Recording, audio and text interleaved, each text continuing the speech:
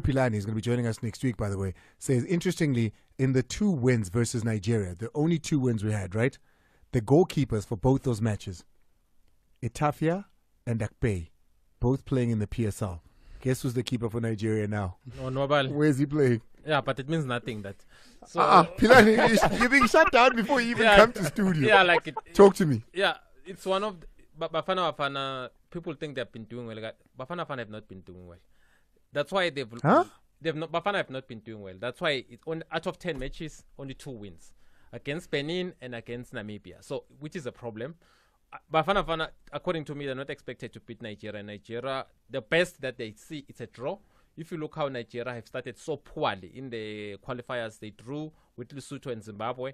The other game was at home against Lesotho. Sure, they were without their key players, which was Osime, Chukwueze, and Victor Boniface. But now Boniface and Chukwueze, they are there.